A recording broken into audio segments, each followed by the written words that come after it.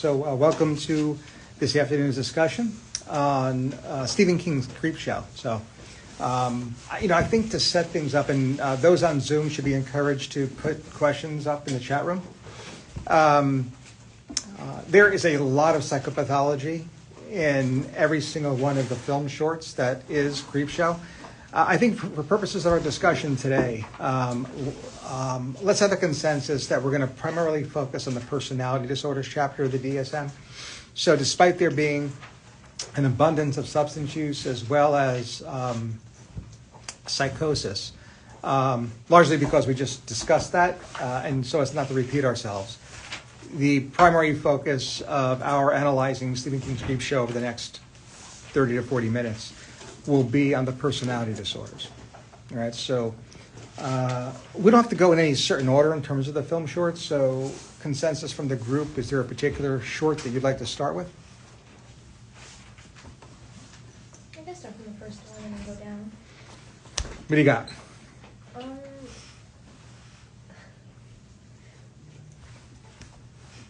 Yes.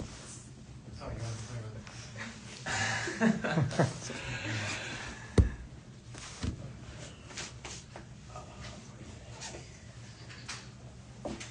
What do you got? Yeah, so when it came to like the daughter of the I guess patriarch, you can say, I noticed that like even though that's what I said, like she didn't actually kill my father. It was like she thought of it, but like her father killed her, like I think husband or boyfriend it was, that she was going to get married to, like have a good life with him. And it was just like interesting that it was not her, but it was like I don't even know who, like the aunt who killed it, but the daughter kind of had that vision of being like a grand, like the main, I guess, matriarch of the family, and like take off the patriarch, and she kill him. Mm-hmm. I think your observation, and I think this short in particular, in the context of personality disorder, kind of refocuses on personality development. All right, so I think it sits really well here. And let's just talk a little bit about what you just mentioned. We have an adult character, we have an adult patient who is demonstrating these beliefs, these thoughts, and these behaviors. She clearly is struggling with what happened, and this may or may not be 100% the result of what happened to her boyfriend, but probably more accurately complicated by then what happened to her father. Mm-hmm. And more specifically, that she has this thought, this impulse, that although she doesn't act on it, results in the same outcome. Mm-hmm. And she's feeling guilt and remorse over that when, as she stated, she had nothing to do with it. Yeah, it's probably also like even worse because she had that kind of delusion of killing, and then it kind of came to life, so it, like she felt even more like she probably like kind of made it come to life. Right. Yeah. So bereavement, how do you say? Bereavement, yeah. Because we talked about that, I know, like last week with Friday the 13th, with Jason's mom. Could it be like the same, similar? It could. I mean, a bereavement is definitely in play here, and to the extent that it's clinically significant, more likely persisting complex bereavement disorder. So again, bereavement, i.e. grief, is a normal reaction, is a culturally sanctioned reaction. This is beyond that. Mm-hmm. So we're going to look at a diagnosis with greater severity, and that conversation starts with persisting complex bereavement disorder. Mouthful, but we'll call it complicated bereavement. Yeah. That could certainly be in play here. In addition to the mood disorder, there's something going on personality-wise as well. Again, we all discussed, we all agreed that we're not going to talk about delusions, but she had this impulse, which, again, in as much as unconscious impulses go, is not normal, but certainly natural. Patricide. She does not act on the impulse.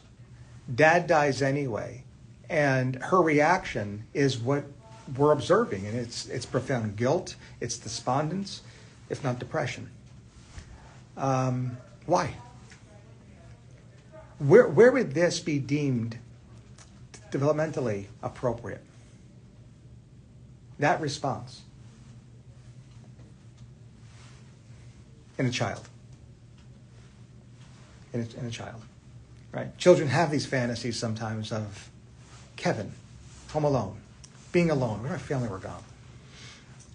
And then sometimes parents die, and children suffer, even though they had no control over that. The child doesn't understand that because they are egocentric, and that is normal. That is developmentally appropriate. Right? Now, with one's shedding egocentricity or egocentrism and gaining empathy, we see that go away, where people at some point realize it wasn't my fault, but not for a child. So I think when it comes to personality development, we can look at this character, and if we had her in front of us, hypothetically, we'd get at early childhood development and why, quote unquote, she's behaving like a child. Why is it that she's cognitively there and not at her chronological age when it comes to that guilt of having caused her father's death? Right? Now that assumes she's telling us the truth, of course. Thoughts? Even if she's mentally a child or acting like that, maybe some sort of traumatic event. I don't want to bring, I mean, I don't know, but if something sexually traumatic happened. Trauma in childhood could definitely contribute to this. Yeah. Mm-hmm. Mm-hmm. And certainly the alcohol use can perpetuate it too. Remember, when we talk about human behavior, what predisposes to, what precipitates, and then what perpetuates. And we see the perpetuating factor here, biological perpetuating factor of alcohol use too. So, I just think for the first clip, the first short, while we might not cleanly land on a cluster of personality disorders or a specific personality disorder, we get at the etiology of personality in general, right? And that's temperament when we're young, how that temperament is reinforced versus punished, and we really begin to develop our own personalities. So it's more of the etiology of the personality than it is personality disorder. And it's largely because of the way she acts to her father's death when she didn't or had no role in the cause of death. What else? It might be a shot in the dark, but I know that wasn't there scenes throughout that specific clip that where it was it'd be a lot of colors, something like that. It'd be like a shock. Or am I wrong? There would be. So, yeah. Or there would be right before someone would die, there'd be a huge. Yeah, could you say that maybe that could be LSD induced, being that LSD does cause typically a lot of flashing lights and flashing colors. Yeah. I could see the symbolism. I can definitely see the symbolism there. I was trying to pull something. Yeah, no, well, I think, whatever we're talking about, whether we were talking about psychosis, whether we're talking about a mood disorder, bereavement, complicated bereavement, and even personality, we always have to investigate the potential role of substances. And even though alcohol is literally written into this script, we have taken significant creative liberty in the past at looking at the symbolism. Yeah. And maybe if she's underdeveloped as a child, she has the mind of a child in the sense of the bereavement. I know in action films there's a lot of colors, a lot of lights and this and that. Maybe she's, I don't know, somehow representing that, as a child she has the mind of a child with these flashing lights. I think of the Batman movies where it's pow and that's. Mm-hmm. You know what I mean? No, well, not Batman movies and Batman TV show. TV show. I'm dating myself, but yeah. Yes. Oh, there you go. Yeah, I know. Yes. Yeah, that's what I mean. Yep. And again, I think people who want to remain much more objective, want to be the anchor to this, will remind us that this is in fact a comic book. It is a graphic novel. That said, why wouldn't that be in the same discussion? Our passion for these comics start in childhood usually. Not to say that we lose it during adulthood, far from it, but that passion usually begins with our earlier childhood experiences too. So there's a parallel there as well. All right, second clip. What do we got?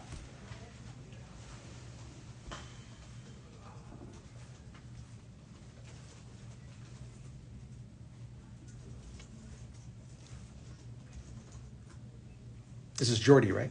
Yeah.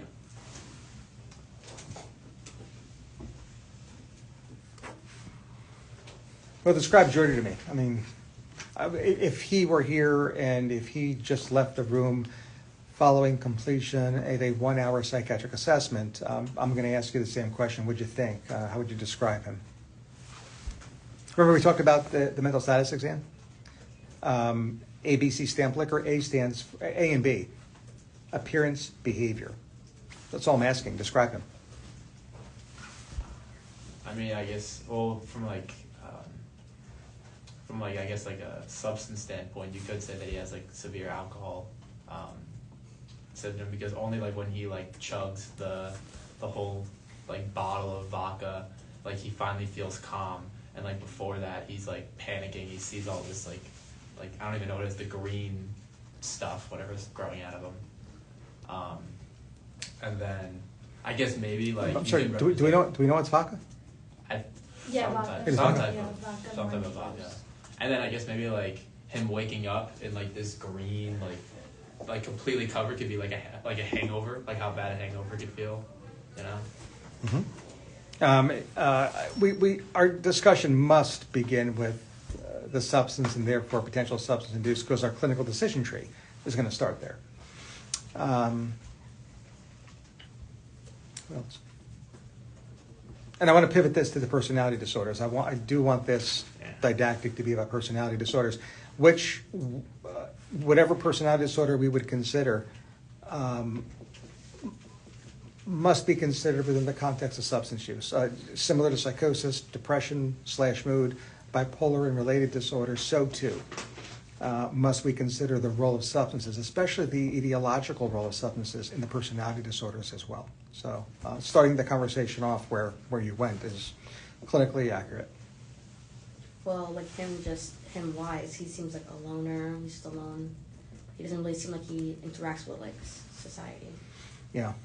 So this starts off really being about the schizoid personality, right? So the schizoid personality is a cluster A personality disorder. The DSM, the American Psychiatric Association, classifies the personality disorders in 3 groups. And because within a group, the conditions tend to have significant overlap, they're referred to as clusters.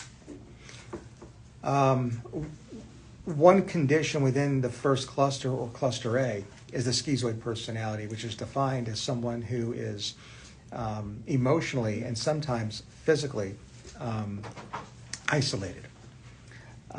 They feel socially awkward, and they tend to be loners. And all of this is congruent, meaning that this is their wish, this is their desire. They really don't have any conflict or distress with regard to their social isolation. Right. And that certainly is a picture painted here. Now, we get into the clustering of this because there's a related condition, also a cluster A personality disorder, called the schizotypal personality, which overlaps in that individuals with this condition are also socially isolated, emotionally detached, but in addition have some eccentricity or bizarreness of behavior, and might the experience with that meteor be evidence of that eccentricity. Right, so I don't know if that would move me off of schizoid personality necessarily. It might. We need to know more. But at the very least, this particular film short demonstrates the clustering within that group of conditions. The final which includes the paranoid personality, and there's an element of paranoia here too. Right? The paranoid personality, the final condition within the same cluster, that is cluster A, is defined by the hallmark quality of a pervasive distrust or suspiciousness of others. So I think the film short of Jody Verrill introduces the cluster A personality disorders quite nicely. Number 3.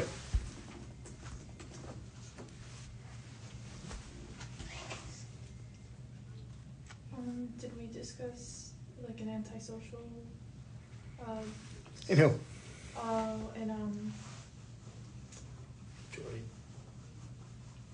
Oh, was his name Jordy? This was not. No, This was the the other- third short. Well, Yeah. Forgot his name. oh, the 10 hands. The older No, it's not man. 10 days. Yeah, we'll go with that The one. older man. Yeah. The older gentleman, yeah. Leslie, Richard Vickers? Richard, yes, that's Leslie Nielsen's character, right? Okay. So, Richard's character does in fact demonstrate a blatant disregard for and violation of others' rights. That includes his wife, that includes his wife's friend, to the extent that he kills them. I don't think there's any argument that he has that cardinal feature of the antisocial personality. Now, there is something that we would need to address here, and that is that there's evidence of conduct disorder prior to the age of 15. Because if the individual does not have evidence of conduct disorder, they are not going to be diagnosed with that antisocial personality disorder. They certainly have antisocial traits. There's no getting by the fact that he's got the cardinal trait. Whether that cardinal trait allows us to begin to rule in the actual disorder, the actual mental illness, has everything to do with his demonstrating conduct prior to the age of 15. All right. So we'd have to write the prequel. In that prequel, we would definitely want some aspect of animal cruelty, destruction of property, like fire setting, oppositional and defiant behavior towards adults and rules, all of which would suggest the evidence of conduct disorder. Are there other Creepshow movies like this, like where it's like multiple? Are there other ones too? No. And there's a show, right? Oh, there's a show. I thought I saw the Creepshows. Yeah. Yeah, when I looked it up on like Oh, you mean the sequel? when I looked it up on my Flickr, I was like, oh, Yeah. there's this one. Yeah, the sequel's similar. Yeah, similar in layout. Yeah. Okay. Yeah, it's got Okay. the same structure. Okay. I wouldn't recommend it. What? I Wouldn't recommend? Despite the fact that one of our former residents starred in it. Really? Yeah. I'd point you to his. We'll get into that offline, but sure, watch his segment. But beyond that, Okay. tread lightly. All right, I'll tread lightly. Yeah. Let's talk a little bit about what other conditions may cluster with, that is, have these overlapping symptoms with antisocial personality disorder. One condition is called borderline personality disorder. Unlike every other condition we've named, even the three from the cluster A or the first cluster, this is one condition, borderline personality, that does not have a cardinal feature. So it's a little bit more difficult to kind of corral in because the previous four allow us to state that cardinal trait, and then the details off of that trait, which are the clinical criteria, the defining criteria, but also they're just examples of the main trait. We can't do that here. So there's a little bit more discussion to have for the borderline personality.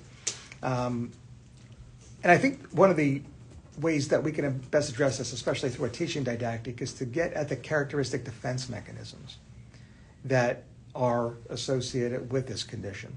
Anybody know what defense mechanisms characteristically underlie the signs and symptoms, the behaviors that define borderline personality disorder?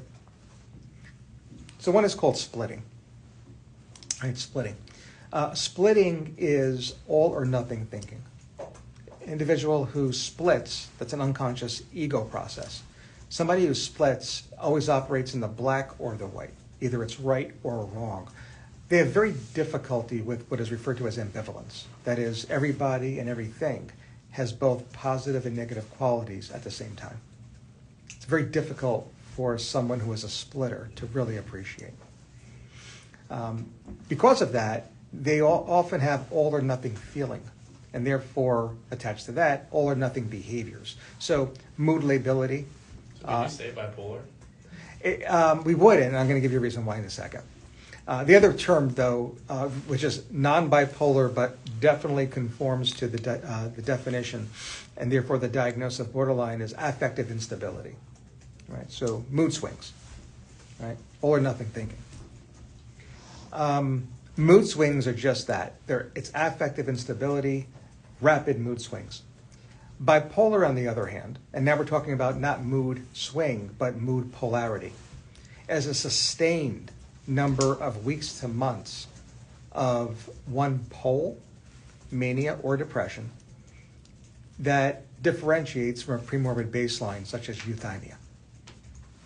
On average, 3 or 4 months for mania, 6 or so months for depression, after which they might go to the opposite pole or a euthymic state.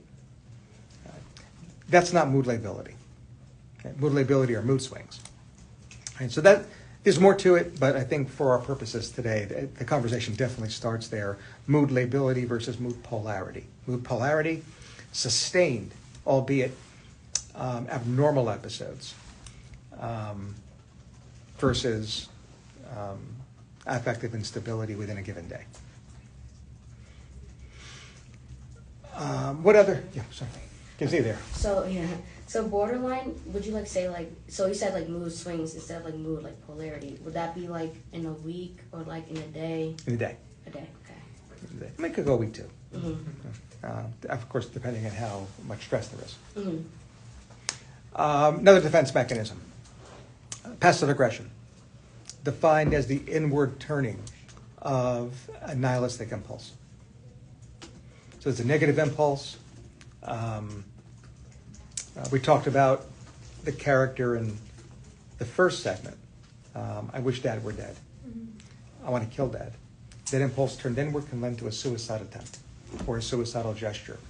So there is a criterion, suicide attempt or suicidal gesture, defining a borderline personality that is thought to be the direct result of passive aggression, the inward turning of a nihilistic impulse. Another common defense is dissociation, right? An altered mood state. And that's actually in the definition. The D word is actually part of the definition too. So the defense mechanism is a defining variable or criterion. Okay. So we'll leave it there for borderline personality. It's a little bit more difficult to remember the signs and symptoms because they really don't conform or adhere to a single cardinal trait, but it is good practice to remember the characteristic defenses, and they do link specifically to 3 separate clinical criteria.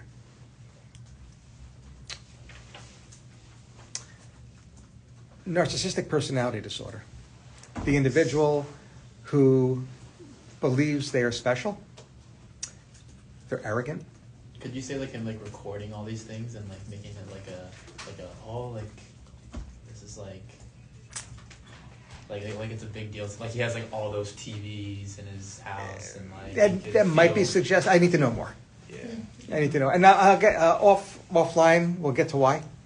Remind me though. Right? But the idea that they're special and they could only be understood by somebody as special as they are, and whether it's explicitly stated or inferred, it's not you. Right?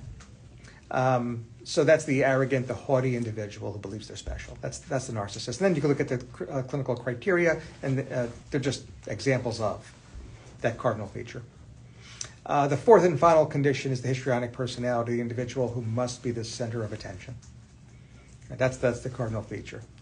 They must be, and they also tolerate not being the center of attention with great difficulty. Right? So much so that they'll usually do something to ensure that they become the center of attention. So that is the cardinal feature there. So the case of Richard Vickers, I think, is most consistent with antisocial personality, and because of that, it does open up the discussion to the cluster B personalities, including borderline, narcissistic, and then finally histrionic personality disorder. Number 4. I think the wife has like histrionic personality disorder in that one too, because she's trying to be like very loud at that party, and you notice everyone else wearing like professional and like gray, like monotone clothes, and she's like bright and like little kind of like wacky clothes. And if this came to clinical attention, if along with that there was clinically significant distress or impairment resulting in her needing to make an appointment with you, yes, provisional diagnosis, that's number 1. 1B, though, would be what? What does the clinician always have to consider when they actually think of any provisional diagnosis? Yeah. Yeah. Every time she's doing that, she's drunk. Yeah. right? Yeah. So I don't know if she has a personality disorder. What was Plenty of drunk loud friends. what was the thing with the Billy nickname? Like, was that anything? 'Cause her name was Wilma or something. Yeah. And she's like, but you can just call me Billy, like to everyone. Like, was this just because she was drunk? Or, Oh yeah. nothing to it. Nothing. Yeah, I would attribute everything to her intoxication until proven otherwise, right? We have to be very careful, and not for the movie, of course, because we could take as much liberty as we want with movies because they're fiction. But in real life, we clinicians have to be very careful of attributing a mental disorder, and I think even more importantly, personality variables to people under the influence. Right.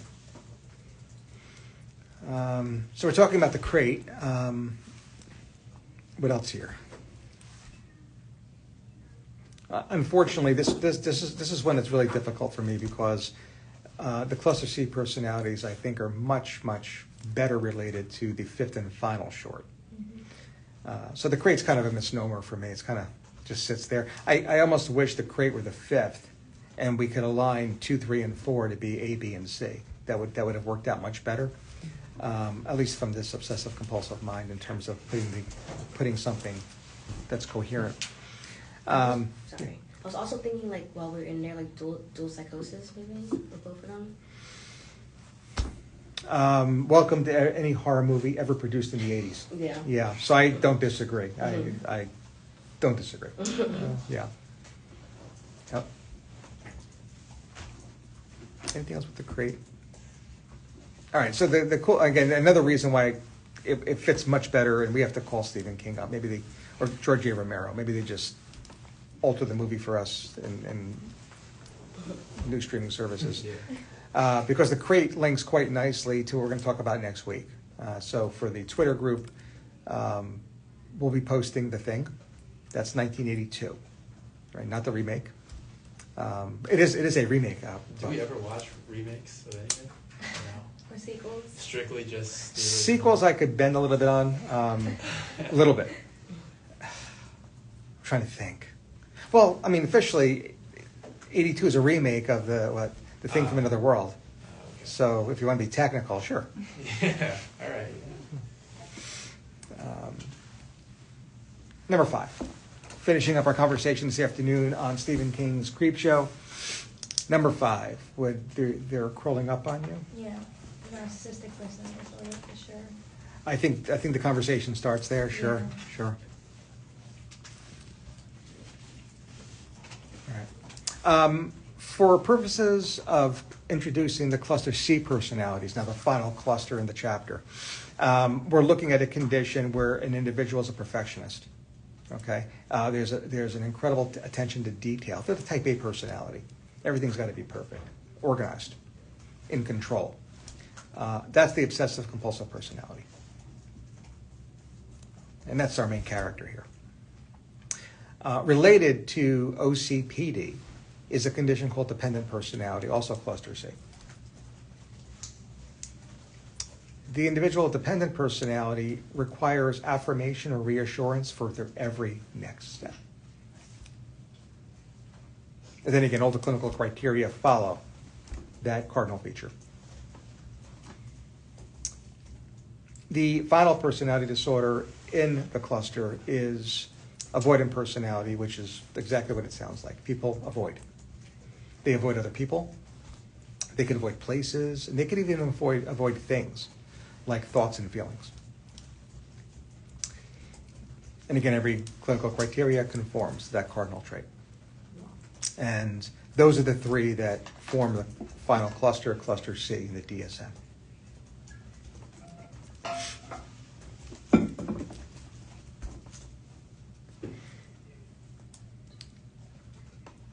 Any other thoughts about any of the 5 stories that we discussed over the past 2 hours? I know you want it to line up perfectly with the A, B, and C, but in the last one, because he has such a disregard for the fact that he had that guy, he killed himself because of the shares or whatever, and the wife would be calling him and saying are you not at all upset about what you've done?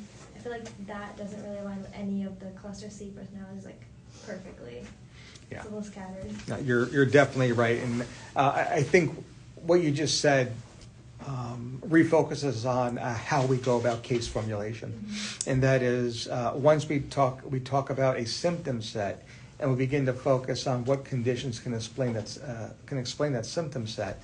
We then ask ourselves a final question of are all the behaviors we observe now explained away? And the answer is no. And when we have a no answer there, we have more work to do, and that's called formulating a differential diagnosis. Yeah. And that includes secondary diagnoses. And I think if you kept true to that kind of flow chart, that algorithm, you'll avoid the potential of overdiagnosis. Right? So, because of course, if the answer were yes, you stop. No matter how much we want to diagnose more, we don't. Right? We don't overdiagnose, and that's the progression of thought, the progression of case formulation, given what you just said, getting to that final piece, asking, is everything explained away or not? Yes, we're done. But no, it does require us to think about this more, and it does seem that further thought would put us right back into cluster B. Final thoughts? All right, we'll leave it here. It will be The Thing. John Carpenter's The Thing, 1982. Next week. And it is, we'll post it on Twitter, but the non-fat yogurt will be our Seinfeld episode. Oh. No. That's like what? Yeah, that's also a little known movie from John Carpenter as well. Okay. Not really. Not really. Really? Thank you guys. What was the